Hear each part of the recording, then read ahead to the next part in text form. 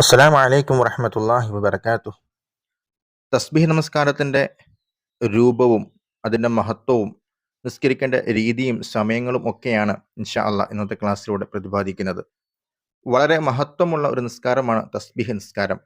മുന്തിയതോ പിന്തിയതോ രഹസ്യമോ പരസ്യമോ മനഃപൂർവമോ അല്ലാതെയൊക്കെ ചെയ്തു പോയ തെറ്റുകൾക്ക് ആ തെറ്റുകൾ പൊറുക്കാൻ വേണ്ടുന്ന അല്ലെങ്കിൽ ആ പൊറുക്കാൻ നിമിത്തമാകുന്ന ഒരു നിസ്കാരമാണ് തസ്ബീഹ് നിസ്കാരം. തസ്ബീഹ് നിസ്കാരം ഏറ്റവും ചുരുങ്ങിയത് ഒരാൾ ആയുസ്സിൽ ഒരു പ്രാവശ്യമെങ്കിലും നിർവഹിച്ചിരിക്കണം. ഹദീസിൽ കാണാം, കഴിയുമെങ്കിൽ ദിവസത്തിൽ ഒരു തവണയോ അല്ലെങ്കിൽ ആഴ്ചയിൽ ഒരു തവണയോ അല്ലെങ്കിൽ മാസത്തിൽ ഒരു തവണയോ അല്ലെങ്കിൽ വർഷത്തിൽ ഒരു തവണയോ അല്ലെങ്കിൽ ആയുസ്സിൽ ഒരു തവണയെങ്കിലും നിങ്ങൾ തസ്ബീഹ് നമസ്കരിക്കണമെന്ന് നബി സല്ലല്ലാഹു അലൈഹി വസല്ലമ തങ്ങൾ പറഞ്ഞതായിട്ട് ഹദീസുകളിൽ നിന്ന് വ്യക്തമാണ്. നമ്മുടെ ജീവിതത്തിൽ ഒരു പ്രാവശ്യമെങ്കിലും നമസ്കരിക്കേണ്ട നിർവഹിക്കേണ്ടുന്ന ഒരു നിസ്കാരമാണ് തസ്ബീഹ് നിസ്കാരം എന്നുള്ളത്. ഇതിന് പ്രത്യേകമായ ഒരു സമയം, എടുത്തു പറയത്തക്ക ഒരു സമയം എവിടെയും പ്രതിപാദിച്ചിട്ടില്ല. ചില ആളുകളുടെ തെറ്റിദ്ധാരണയുണ്ട്, റമദാനിലെ 27-ാം രാവിൽ മാത്രമാണ് നിസ്കരിക്കേണ്ടത്. അങ്ങനെ ഒന്നില്ല. തസ്ബീഹ് നമസ്കാരം നമുക്ക് എപ്പോൾ വേണമെങ്കിലും നമസ്കരിക്കാൻ കഴിയുന്ന ഒരു നിസ്കാരമാണ്. നബി സല്ലല്ലാഹു അലൈഹി വസല്ലമ പിതൃവ്യനായ അബ്ബാസ് റളിയല്ലാഹു അൻഹുവിനോട് തസ്ബീഹ് നിസ്കാരത്തിനെ കുറിച്ച് ഇങ്ങനെ പറയുന്നത് ഹദീസിൽ കാണാം. ദിവസത്തിൽ ഒരിക്കൽ ഇത് ആകുമെങ്കിൽ അങ്ങനെ ചെയ്യുക, ഇല്ലെങ്കിൽ വെള്ളിയാഴ്ചയിൽ ഒരിക്കലെങ്കിലും ചെയ്യുക, അതുമല്ലെങ്കിൽ മാസത്തിൽ ഒരിക്കലെങ്കിലും ഈ നിസ്കാരം നിർവഹിക്കുക. ഇനി അതിനും സാധിച്ചില്ലെങ്കിൽ വർഷത്തിൽ ഒരിക്കലെങ്കിലും ആ നമസ്കാരം നിർവഹിക്കണമെന്നും, അതും സാധ്യമല്ലെങ്കിൽ ആയുസ്സിൽ ഒരു പ്രാവശ്യമെങ്കിലും നിസ്കരിക്കണമെന്നും ഹദീസിൽ നമുക്ക് വ്യക്തമാണ്. അപ്പോൾ ഇന്ന സമയത്ത് എന്ന് മാത്രമല്ല, ദിവസത്തിൽ ഒരു പ്രാവശ്യം എന്ന് പറയുമ്പോൾ ഏത് ദിവസം വേണമെങ്കിലും നമുക്ക് നമസ്കരിക്കാൻ കഴിയുന്ന നിസ്കാരമാണ് തസ്ബീഹ് നിസ്കാരം.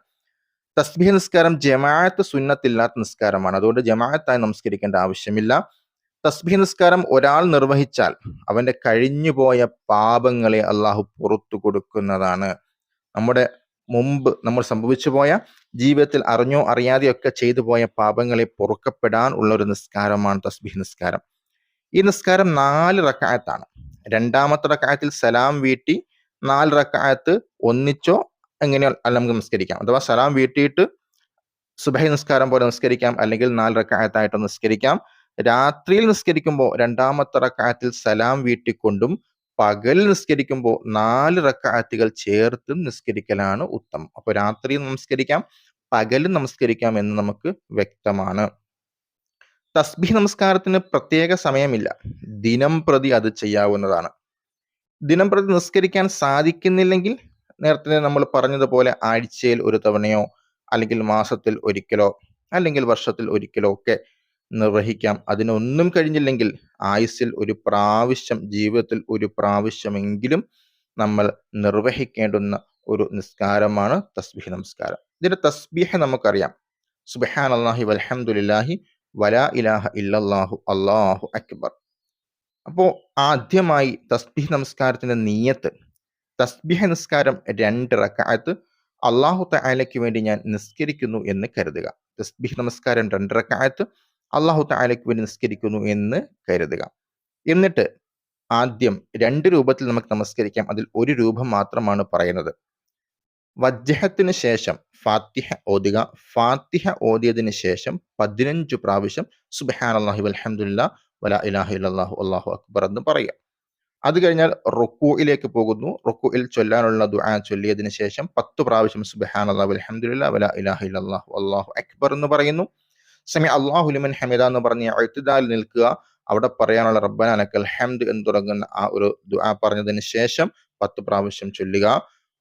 അതിന് കഴിഞ്ഞാൽ നേരെ സുജൂദിലേക്ക് പോവാം.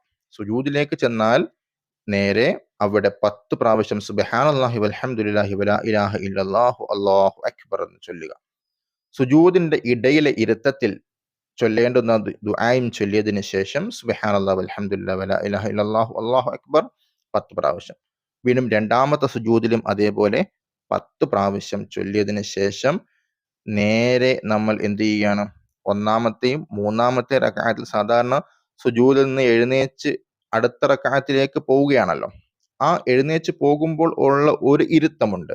ആ ഇരുത്തത്തിൽ 10 പ്രാവശ്യം ചൊല്ലണം. അഥവാ ഒന്നാമത്തെ റക്അത്തിൽ രണ്ടാമത്തെ സുജൂദിന് ശേഷം എഴുന്നേറ്റ് നേരെ രണ്ടാമത്തെ റക്അത്തിലേക്ക് പോകുന്നതിന് മുമ്പുള്ള ഒരു ഇരുത്തം, ആ ഇരുത്തത്തിലാണ് 10 തസ്ബീഹും ചൊല്ലേണ്ടത്. അങ്ങനെ നേരെ രണ്ടാമത്തെ റക്അത്തിലേക്ക് പോകുന്നു, ഫാത്തിഹ ഓതുന്നു. ഫാത്തിഹയ്ക്ക് ശേഷം നേരത്തെ നമ്മൾ പറഞ്ഞതുപോലെ തന്നെ എന്ത് ചെയ്യുന്നു? തസ്ബീഹ് 15 പ്രാവശ്യം പാരായണം ചെയ്യുന്നു. വീണ്ടും പഴയതുപോലെ ആവർത്തിക്കുക. 4 റക്അത്തിലും കൂടെ ടോട്ടൽ 300 തസ്ബീഹ് നമ്മൾ ചൊല്ലണം. അപ്പോൾ ഓരോ റക്അത്തിലും 75 വീതം ഉണ്ട് എന്ന് ഉറപ്പുവരുത്തുക. കാരണം ആദ്യം ചൊല്ലേണ്ടത് ഫാത്തിഹയ്ക്ക് ശേഷം എന്താണ്? 15 പ്രാവശ്യത്തെ തസ്ബീഹാണ്. റുക്കൂഇൽ 10 പ്രാവശ്യം, അപ്പോൾ 25ആയി. ഇഅ്തിദാലിൽ 10 പ്രാവശ്യം 35. ഒന്നാമത്തെ സുജൂദിൽ 10 45. സുജൂദിന്റെ ഇടയിലെ ഇരുത്തത്തിൽ 10 55. രണ്ടാമത്തെ സുജൂദിൽ 10 65. അതിന്റെ ഇടയിലെ ഇരുത്തത്തിൽ 10 75.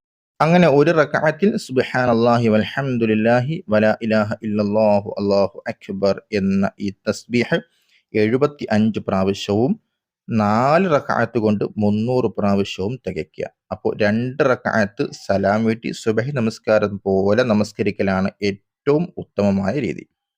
ഓരോ റക്അത്തിലും പ്രത്യേകമായി ഓതൽ സുന്നത്തുള്ള ചില സൂറത്തുകളുണ്ട്. ആ സൂറത്ത് അറിയുന്നവർ അത് തന്നെ ഓതുക.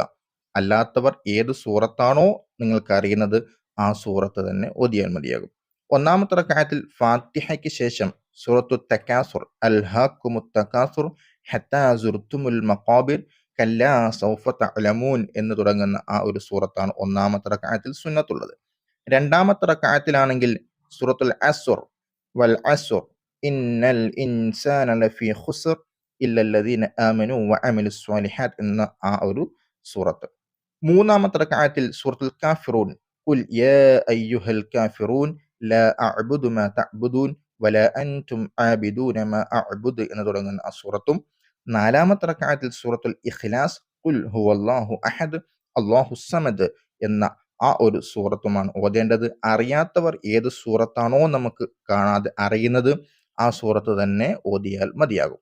നമസ്കാരത്തിന് ശേഷം പ്രത്യേകമായി ചൊല്ലേണ്ടുന്ന ഒരു ദുആയുണ്ട് തസ്ബീഹ് നമസ്കാരത്തിന്. ആ ദുആയാണ് ഇനി ഇവിടെ പറയാൻ പോകുന്നത്. അൽഹംദുലില്ലാഹി റബ്ബിൽ ആലമീൻ അല്ലാഹുമ്മ സ്വല്ലി വസല്ലിം അലാ സയ്യിദിന മുഹമ്മദിൻ വ ആലിഹി വ സഹ്ബിഹി അജ്മഈൻ. അല്ലാഹുമ്മ ഇന്നി അസ്അലുക തൗഫീഖ അഹ്ലിൽ ഹുദാ വ അഅ്മാല അഹ്ലിൽ യഖീൻ വ മുനാസഹത അഹ്ലിത് തൗബ വ അസ്മ അഹ്ലിസ് സബ്ർ വ ജിദ്ദ അഹ്ലിൽ ഖശ്യ വ ത്വലബ അഹ്ലിർ റഗ്ബ വ തഅബ്ബുദ അഹ്ലിൽ വറഅ വ ഇർഫാന അഹ്ലിൽ ഇൽമി ഹത്താ അഖാഫക. അല്ലാഹുമ്മ ഇന്നി അസ്അലുക. ഒന്നും കൂടെ, അൽഹംദുലില്ലാഹി റബ്ബിൽ ആലമീൻ അല്ലാഹുമ്മ സ്വല്ലി വസല്ലിം അലാ സയ്യിദിന മുഹമ്മദിൻ വ ആലിഹി വ സഹ്ബിഹി അജ്മഈൻ. അല്ലാഹുമ്മ ഇന്നി അസ്അലുക തൗഫീഖ അഹ്ലിൽ ഹുദാ വ അഅ്മാല അഹ്ലിൽ യഖീൻ വ മുനാസഹത അഹ്ലിത് തൗബ വ അസ്മ അഹ്ലിസ് സബ്ർ വ ജിദ്ദ അഹ്ലിൽ ഖശ്യ വ ത്വലബ അഹ്ലിർ റഗ്ബ വ തഅബ്ബുദ അഹ്ലിൽ വറഅ വ ഇർഫാന അഹ്ലിൽ ഇൽമി ഹത്താ അഖാഫക. اللهم إني أسألك مخافة تحجزني عن معاصيك حتى أعمل بطاعتك عملا أستحق به رضاك وحتى أناصحك في التوبة خوفا منك وحتى أخلص لك النصيحة حياء منك وحتى أتوكل عليك في الأمور كلها وحسن الظن وحتى أتوكل عليك في الأمور كلها وحسن الظن بك.